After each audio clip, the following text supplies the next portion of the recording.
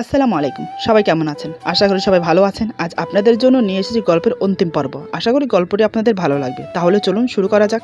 রান্নাঘরে গিয়ে যা দেখলো তা দেখে তার মুখ কালো হয়ে গেল। নিমেষেই মুখটা রক্তবর্ণ ধারণ করলো। আমার দিকে ভুরু কুঁচকে তাকালো। চোখ থেকে যেন রক্ত ঝরে পড়ছে। ওর ওই অবস্থা দেখে আমিও ভয় পেয়ে গেছি। আমার দিকে ওইভাবে তাকিয়ে ইরু বলে, তুমি বলছো বাড়িতে কেউ আসেনি, তাহলে রান্নাঘর পরিষ্কার করলো কে? আমি তো কালকে অপরিষ্কার রেখে চলে গেছি। আর এই যে এতগুলো হাঁড়ি পাতিল কে ধুলো? আমি তো কাল কোনো আদৌ হাঁড়ি পাতিল রেখে যাইনি। এখন সত্যি করে বলো, ঘরে কে এসেছিল? আমি মনে মনে ভাবছি, যেটার ভয় পেয়েছি সেটাই হয়েছে। কোন দুঃখে যে হাঁড়ি পাতিলগুলো ভিতরে রাখলাম না। এমনিতেও রেগে আছে। একে তো প্রথম থেকে অস্বীকার করে এসেছি, ঘরে কেউ আসেনি। এখন যদি বলি যে জরিনা এসেছিল, তাহলে পুরো বাড়ি মাথায় করবে। কি করি সেটাই ভাবছি। আমাকে চুপ দেখে ইরু বলে, কি হলো? মুখে তালা পড়েছে কেন? আমি কিছু জিজ্ঞেস করছি, বাড়িতে কে এসেছিল? এবার আমি মনে সাহস নিয়ে বললাম, তখন থেকে কি শুরু করেছো বলো তো? একবার তো বললাম বাড়িতে কেউ আসেনি, রান্নাঘর আমি পরিষ্কার করেছি। তোমাদেরকে না সাহায্য করলেও দোষ, না করলেও দোষ। সব কিছু পরিষ্কার পরিচ্ছন্নতা দেখে তোমার খুশি হওয়া উচিত। তা না একটার পর একটা প্রশ্ন করেই যাচ্ছ, আর আমি বেকুবের মতো তা শুনেই যাচ্ছি। তুমি থাকো তোমার ঘর নিয়ে, আমি গেলাম বাহিরে। এই বলে হন হন করে চলে গেলাম। ইরুকে কিছু বলার সুযোগ দিলাম না। এক নিঃশ্বাসে কথাগুলো শেষ করলাম। ঘরের বাহিরে এসে একটা জোরে নিঃশ্বাস নিলাম। নিঃশ্বাসটা যেন গলার কাছে এসে আটকে ছিল। বুকে একটা পাথর জমেছিল। এই না ধরা পড়ে যাই, এই না ধরা পড়ে যাই। উফ, জীবনটা যেন নরক হয়ে গেল। যাই একটু আশেপাশে ঘুরে আসি, তাহলে হয়তো মনটা ফ্রেশ হতে পারে। এই বলে বেরিয়ে গেলাম। প্রায় দুপুরের দিকে বাসায় ফিরলাম। বাসায় প্রবেশ করতে করতে ভাবছি, সকালে তো মুখের উপর কথাগুলো বলে চলে গেলাম, না জানি এখন কি করবে। সকালের মতো আবার লেকচার না শুরু হয়ে যায়। আজ আমার অফিসে যাওয়াটাই মাটি হলো, একমাত্র জরিনার জন্য। 7-5 ভাবতে ভাবতে বাড়ির ভিতরে প্রবেশ করি। কলিং বেল প্রেস করতেই ইরু এসে দরজা খুলে দিল। ওর দিকে তাকিয়ে দেখলাম আবহাওয়া কেমন বইছে, না একটু শান্ত হয়েছে। আমি কথা না বলে সোজা ফ্রেশ হতে চলে গেলাম। কিছুক্ষণ পর ফ্রেশ হয়ে বেরিয়ে দেখি টেবিলে খাবার দেওয়া হয়েছে। ইরু বসে আছে আমার জন্য। আমিও কিছু না বলে খেতে বসলাম। ইরু মুখ ভার করে খাবার বেড়ে দিল। বুঝতে পারছি এখনো অভিমান করে আছে। আমি এখন কিছু বললেই আবার শুরু হয়ে যাবে। তাই চুপচাপ দুজন খেয়ে নিলাম। খাওয়া দাওয়া কমপ্লিট করে রুমে এসে বসে আছি। ভাবছি ইরু আসলে সরি বলে নেব। একে তো ওর সাথে মিথ্যে কথা বলেছি, তার উপর রাগ দেখিয়ে কথা বলেছি। এমনটা করা উচিত হয়নি। সবকিছু গুছিয়ে প্রায় আধা ঘন্টা পর ইরু আসলো। এসে খাটের এক কোণায় বসে আছে, একদম চুপচাপ। আমি ওর চোখের দিকে তাকিয়ে আছি, দেখে মায়া হলো। তাই ওর পাশে গিয়ে বসলাম। আলতো করে ওর হাত ধরলাম। সে কিছু বলল না। আমি বললাম, সরি, সকালে এভাবে রিয়্যাক্ট করা উচিত হয়নি। ইরু বলে, দোষ তোমার একার না, আমারও ছিল। আমার উচিত হয়নি এভাবে তোমাকে প্রশ্নের উপর প্রশ্ন করে চিন্তায় ফেলা। আসলে আমারও বোঝা উচিত ছিল, ঘরে তুমি ছিলে, হয়তো তুমি করেছো কাজগুলো। সরি। মুখটা গম্ভীর করে নিচের দিকে তাকিয়ে কথাগুলো বলল। আমি বললাম, এভাবে মুখ ভারী করে রাখবে? তোমার হাসি মুখ না দেখলে যে আমার ভালো লাগে না। প্লিজ লক্ষ্মীটি, একটু হাসো। আমার কথা শুনে ইরু আমার দিকে তাকিয়ে আছে। আমি ওর কপালে চুমু খেয়ে বলি, ভালোবাসি তোমাকে, খুব ভালোবাসি। ইরু বলে, আমি বুঝি তোমাকে ভালোবাসি না? আমিও তোমাকে খুব ভালোবাসি, তাই তো তোমার সাথে বেশিক্ষণ রাগ করে থাকতে পারি না। আমি ওর হাত শক্ত করে ধরে বললাম, আমিও পারি না। এই বলে বুকে জড়িয়ে নিলাম। ভালোবাসা এমনই হয়, যাকে তুমি মন থেকে ভালোবাসবে তার উপর বেশিক্ষণ রাগ করে থাকতে পারবে না, যতই কিছু হোক। রাতে কিন্তু ঠিকই বুকে তাকে চাই। এভাবে ভালোই দিন যেতে লাগলো। আমাদের বিয়ে হয়েছে প্রায় এখন 3 মাস চলছে। ওই দিনের পর থেকে জরিনা আর আসেনি। এই নিয়ে আমাদের মাঝে কোনো কথা হয়নি। এক প্রকার ভুলতে বসেছি জরিনাকে। একদিন ইরু বায়না ধরে ওর বাপের বাড়ি যাবে। আমার কিন্তু ইচ্ছে করছে না ওকে যেতে দিতে। ও না থাকলে যেন সারা ঘরময় কেমন জানি খাঁ খাঁ করে। শূন্যতা যেন চারিদিক থেকে আমাকে ঘিরে ধরে। একটি মুহূর্ত ভালো লাগে না। যতক্ষণ অফিসে থাকি কোনো রকম কেটে যায়, কারণ কাজ করি। কিন্তু ঘরে, সেখানে তো কেউ নেই ইরু ছাড়া।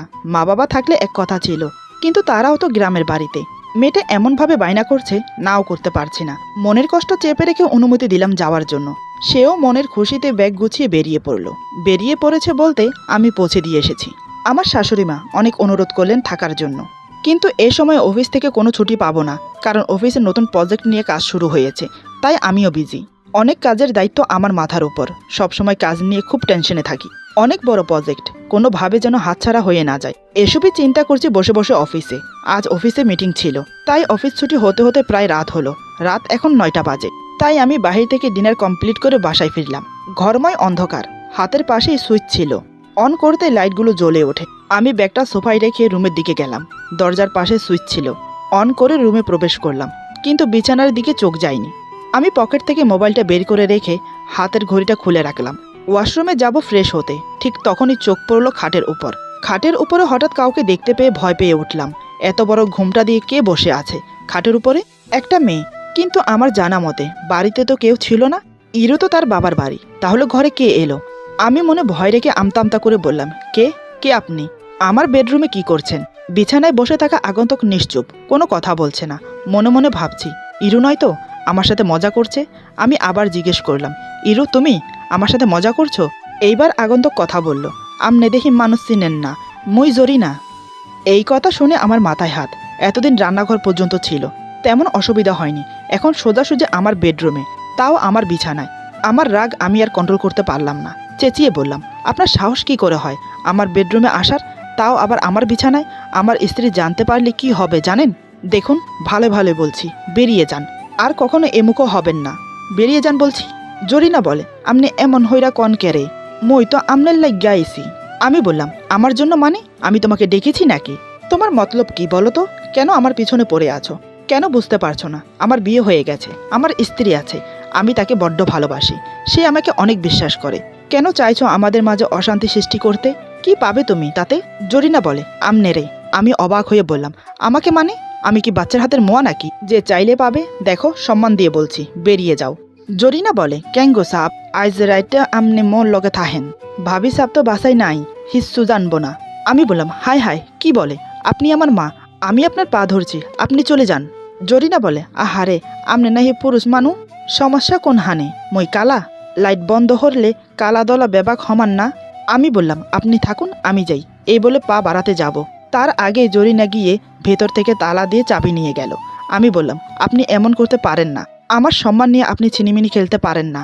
জরিনা বলে, আমনের বউ আর মোর মধ্যে কোনো পার্থক্য নাই, আহেন, কাছে আহেন, একটু প্রেম করি, ভালোবাসা দেই।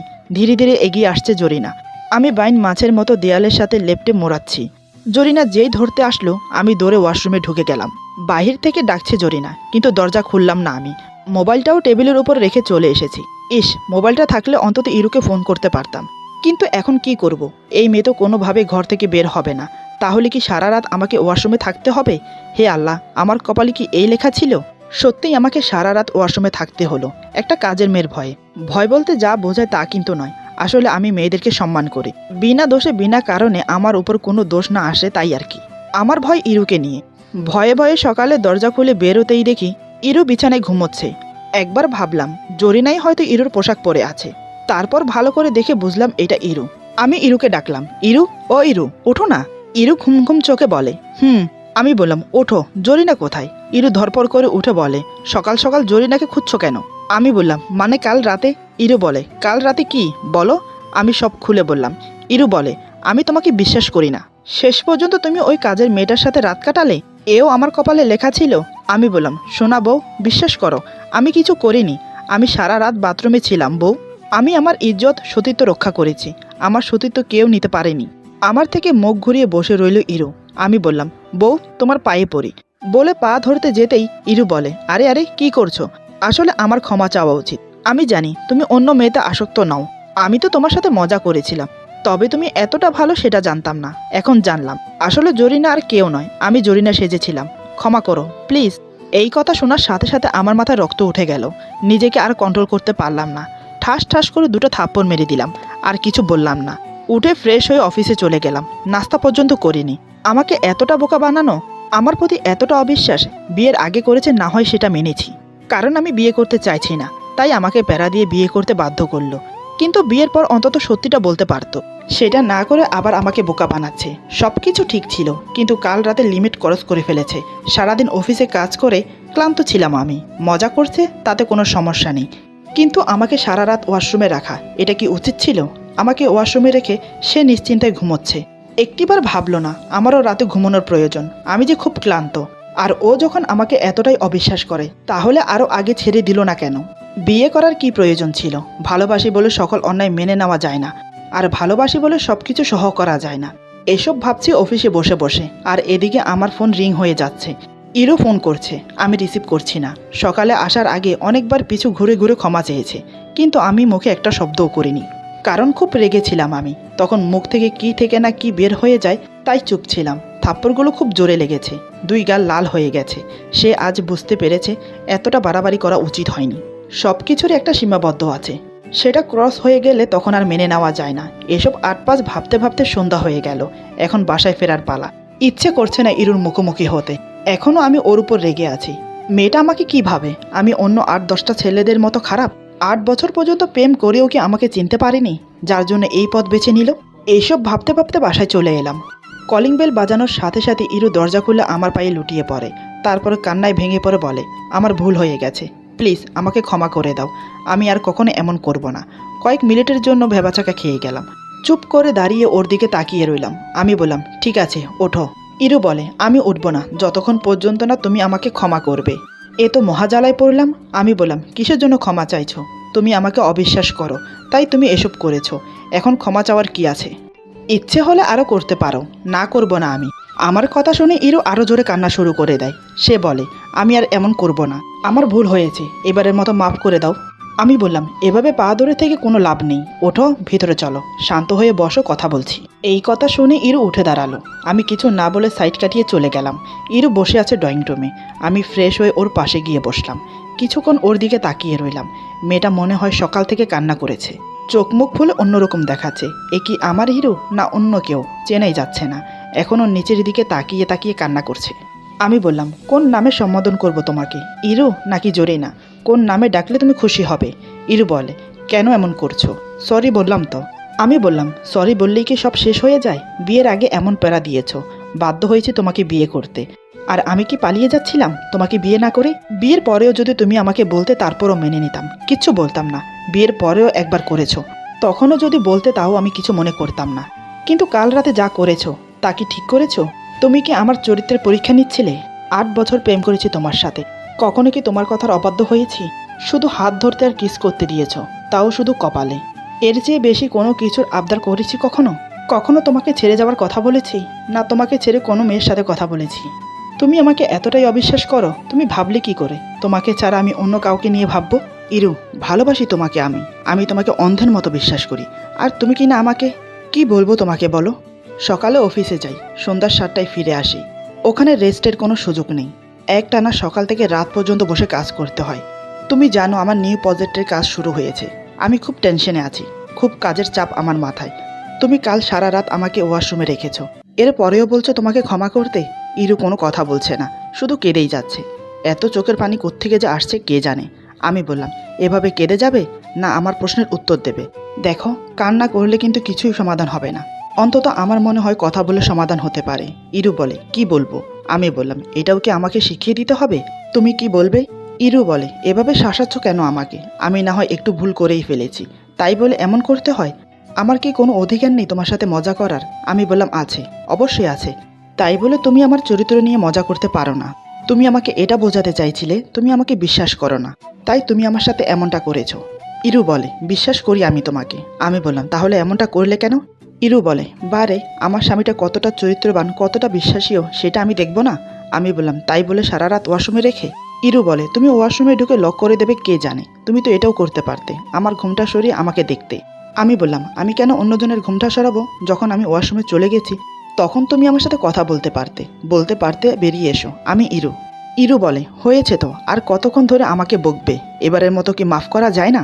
আমি বললাম, তুমি যদি আবার করো তখন কি করব? ইরু কানে ধরে বলে, এই কানে ধরছি, আর কখনো এমন করব না, মাফ করে দাও প্লিজ। পাগলিটার উপর আর বেশিক্ষণ রাগ করে থাকতে পারলাম না। ওর হাত ধরে টেনে বুকে জড়িয়ে নিলাম। আমার বুকে এসে হাউমাউ করে কেঁদে উঠল ইরু। বুঝতে পারছি আজ সারাদিন আমাকে কাছে না পেয়ে, আমার সাথে কথা বলতে না পেরে খুব কষ্ট জমেছে বুকে, তাই কেঁদে কেঁদে কষ্টটা কমাচ্ছে। আমি ওর মাথায় আলতো করে চুমু খেয়ে বললাম, এই পাগলি, ভালোবাসি তো, তোমাকে ছেড়ে কই যাব বলো? এমন করে কেঁদো না, তুমি কান্না করলে যে আমার কষ্ট হয়। ইরু বলে, আমি আর কখনো এমন করব না, আমি তোমাকে অনেক ভালোবাসি, তোমাকে হারাতে চাই না। আমি বললাম, এখন চুপ করো, এভাবে কান্না করলে কিন্তু আমি চলে যাব। ইরু বলে, না, আমাকে ছেড়ে যেতে পারবে না তুমি, আমাকে ছেড়ে গেলে আমি মরে যাব। আমি ওর মুখ চেপে ধরে বললাম, চুপ, একদম চুপ, এই কথা আর কখনো বলবে না, আল্লাহ যেন আমাদের দুজনকে সারা জীবন একসাথে রাখে। এই কথা শুনে ইরু বলে, আমিন। তারপর একে অপরকে আবার জড়িয়ে ধরলাম। অফিস থেকে আসার পর খুব ক্লান্ত ছিলাম, কিন্তু বইয়ের ভালোবাসার কাছে এই ক্লান্ত কিছুই না, নিমেষেই উধাও হয়ে গেল। আমি ইরুকে পাজা কোলে করে বেডরুমে নিয়ে গেলাম। তারপর ধীরে ধীরে ওকে বিছানায় শুয়ে দেই। ইরু বুঝতে পারে আমার মতলব, তাই সে কোনো বাধাই দেয় না। আমি ধীরে ধীরে ওর বুকের উপর লুটিয়ে পড়ি, ওর দু চোখের পাতায় চুমো এঁকে দেই, তারপর কপালে চুমো দেই। ধীরে ধীরে ওর ঠোঁটের কাছে নেমে আসে, আমার ঠোঁট ওর ঠোঁটের সাথে মিশিয়ে দিই। ইরু আমাকে শক্ত করে জড়িয়ে ধরে, আমাকে কাছে পাওয়ার ব্যাকুলতা ফুটে উঠেছে ওর মাঝে। দুজন দুজনকে আদর করে ভরিয়ে দিচ্ছি। একসময় দুজন সঙ্গমে লিপ্ত হলাম।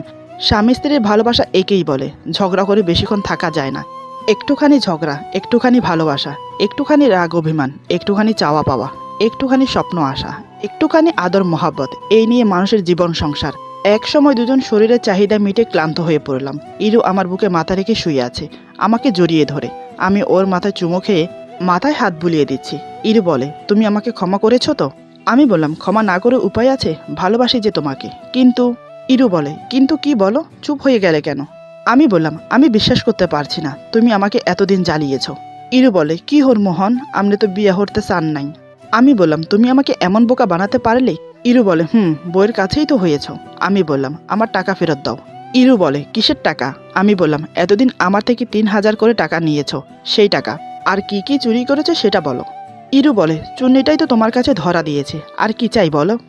আর কিছু লাগবে না। আমি বললাম, উফ, লাগবে তো। ইরু বলে, কি লাগবে শুনি? আমি বললাম, তোমার ভালোবাসা। এই বলে ওর ঠোঁটে কিস করতে যাই। ঠিক তখনই ইরু বলে, এই অনেক হয়েছে, আদর ভালোবাসা সারা জীবন হবে, কিন্তু এখন আমার খুব খিদে পেয়েছে, সারাদিন না খেয়ে আছি, চলো খেয়ে নেই। এই বলে উঠে দুজন ফ্রেশ হয়ে খেতে বসলাম। সেই থেকে আর কোনো ঝামেলাই হলো না আমাদের সংসারে। সুখে শান্তিতে দুজন সংসার করতে লাগলাম। কিছু কিছু ভালোবাসা এমনই হয়, কিছু কিছু সংসার এমনভাবেই শুরু হয়। আজকের গল্প এখানে সমাপ্ত। আশা করি গল্পটি আপনাদের ভালো লাগবে। যদি ভালো লাগে তাহলে লাইক, কমেন্ট এবং সাবস্ক্রাইব করে আমাদের পাশে থাকুন। পাশে থাকা বেল আইকন প্রেস করে দেবেন, তাহলে আমাদের নিত্য নতুন ভিডিও আপনাদের কাছে পৌঁছে যাবে। সবাই ভালো থাকবেন, সুস্থ থাকবেন। আল্লাহ হাফেজ।